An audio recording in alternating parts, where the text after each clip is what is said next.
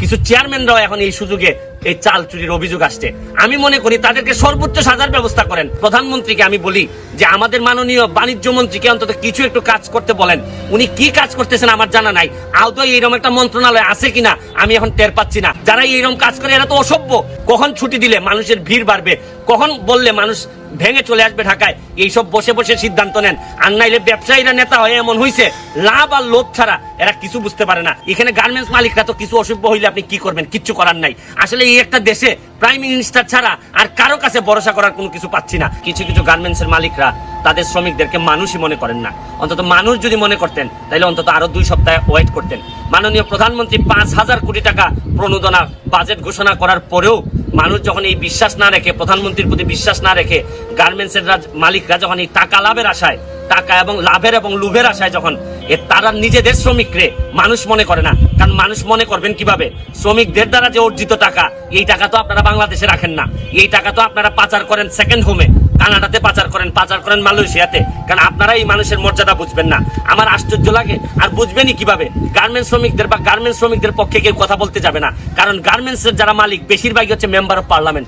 Member of পার্লামেন্টটা তো অনেক শক্তিশালী হন, এদের বিরুদ্ধে কথা বলার ক্ষমতা অনেক সময় সরকারও রাখেন না।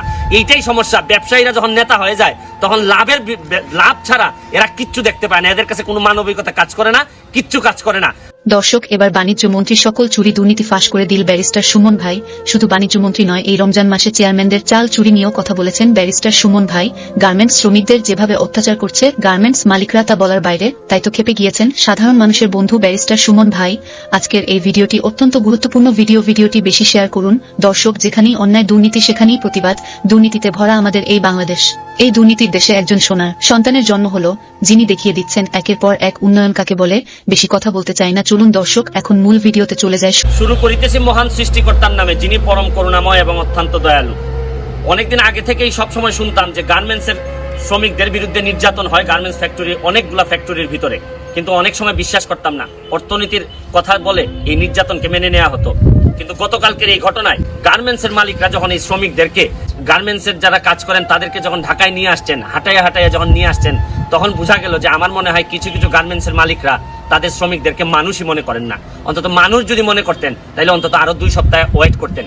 মাননীয় প্রধানমন্ত্রী 5,000 কোটি টাকা প্রণোদনা বাজেট ঘোষণা করার পরেও মানুষ যখন এই বিশ্বাস না রেখে, প্রধানমন্ত্রীর প্রতি বিশ্বাস না রেখে, গার্মেন্টস এর মালিকরা যখন এই টাকা লাভের আশায়, টাকা এবং লাভের এবং লোভের আশায় যখন তারা নিজেদের শ্রমিকরে মানুষ মনে করে না। কারণ মানুষ মনে করবেন কিভাবে? শ্রমিকদের দ্বারা যে অর্জিত টাকা, এই টাকা তো আপনারা বাংলাদেশে রাখেন না। এই টাকা তো আপনারা পাচার করেন সেকেন্ড হোমে, কানাডাতে পাচার করেন মালয়েশিয়াতে। কারণ আপনারা এই মানুষের মর্যাদা বুঝবেন না। আমার আশ্চর্য লাগে। আর বুঝবেনই কিভাবে? গার্মেন্টস শ্রমিকদের বা গার্মেন্টস শ্রমিকদের পক্ষে কেউ কথা বলতে যাবে না। কারণ গার্মেন্টস এর যারা মালিক বেশিরভাগই হচ্ছে member of parliament. Member of পার্লামেন্টটা তো অনেক শক্তিশালী হন, এদের বিরুদ্ধে কথা বলার ক্ষমতা অনেক সময় সরকারও রাখেন না। এইটাই সমস্যা। ব্যবসায়ীরা যখন নেতা হয়ে যায় তখন লাভ ছাড়া এরা কিচ্ছু দেখতে পায় না। এদের কাছে কোনো মানবিকতা কাজ করে না, কিচ্ছু কাজ করে না। আমি আহ্বান জানাই আমার প্রধানমন্ত্রীকে, আমি বলি যে আমাদের মাননীয় বাণিজ্য মন্ত্রীকে অন্তত কিছু একটু কাজ করতে বলেন। উনি কি কাজ করতেছেন আমার জানা নাই। আদৌ এইরকম একটা মন্ত্রণালয় আছে কিনা আমি এখন টের পাচ্ছি না। আপনার যদি সব করতে হয় তাহলে এরা আপনাকে ফেল করাই দিবে। এই যে মাননীয় বাণিজ্য মন্ত্রী, এই সময়ে উনি যদি কোঅর্ডিনেশনটা না করেন, আমি দুঃখ প্রকাশ করতেছি রুবানা হকের জন্য। উনার প্রতি আমার ব্যাপক সম্মান, কিন্তু উনি সভাপতি থাকা অবস্থায় যখন এই মালিকরা যখন এইসব কাজ করে তখন লজ্জায় আমি আর মুখ ঢেকেও আমি কুল পাই না। আনিসুল হকের ওয়াইফ হচ্ছেন গিয়ে রুবানা হক। উনার একটা ইজ্জত আছে, সম্মান আছে। এই সম্মানের কথা চিন্তা করো। আমি মনে করি যে জরুরি ভিত্তিতে এদেরকে বেতন দিয়ে 5,000, আমি তাইলে তো বলবো যে প্রধানমন্ত্রীর 1 টাকাও দেওয়ার দরকার নেই এই অসভ্যদের। যারা এইরকম কাজ করে এরা তো অসভ্য। এরা শুধু গার্মেন্টস শ্রমিকদেরকে মৃত্যুর মুখে ঠেলে দিচ্ছে তা না। তাইলে মনে করবেন এই একটা সিদ্ধান্ত ছিল। আর কি করবেন? গার্মেন্টস মালিকদেরকে দোষ দিয়ে কি বলবেন? যেখানে নির্বাচন কমিশন জানে না যে এরকম প্যান্ডেমিক অবস্থায় নির্বাচন পরিচালনা করতে হয় না, এখানে গার্মেন্টস মালিকরা তো কিছু অসভ্য হইলে আপনি কি করবেন? কিচ্ছু করার নাই। আসলে এই একটা দেশে প্রাইম মিনিস্টার ছাড়া আর কারো কাছে ভরসা করার কোনো কিছু পাচ্ছি না। এই জন্য দুঃখে এত কাজ করে যাচ্ছি নিজের উপজেলায়, চাচ্ছি যে এইরকম একটা যুদ্ধ মোকাবেলা করব। তো লাভ কি হইলো? আর্মি দিলেন, পুলিশ দিলেন, সাধারণ মানুষ যারা খেতে পায় না তাদেরকে বাসায় ভিতরে ঢুকাই দিলেন। আর যারা ব্যবসায়ী তাদেরকে লাভের ব্যবস্থা করে দিবেন। তারা এই শ্রমিকদেরকে ঢাকা নিয়ে আসবেন, আইসা বাংলাদেশের 12টা বাজাবেন। এইভাবে চলতে পারে না। আমার মনে হয় এখন সময় আসছে স্ট্রং হওয়ার। আমি রিপোর্টে দেখলাম কিছু চেয়ারম্যানরাও এখন এই সুযোগে এই চাল চুরির অভিযোগ আসছে। আমি মনে করি তাদেরকে সর্বোচ্চ সাজার ব্যবস্থা করেন। এদেরকে দুনিয়া বাংলাদেশে থাকারই অধিকার এদের নাই। এরকম সময় যারা চুরি করে এদেরকে আল্লাহর হস্তে বাংলাদেশের বাইরে পাঠাই দেন, ও এমন এক জায়গায় পাঠান যেখানে আর আসার সুযোগ থাকে না। তারপরও বলছি, আমি আমার মাননীয় প্রধানমন্ত্রীর কাছে বলছি যে এদেরকে যাদের আপনার হ্যান্ডস গুলা যারা আছে তাদেরকে একটু কাজ করতে বলেন।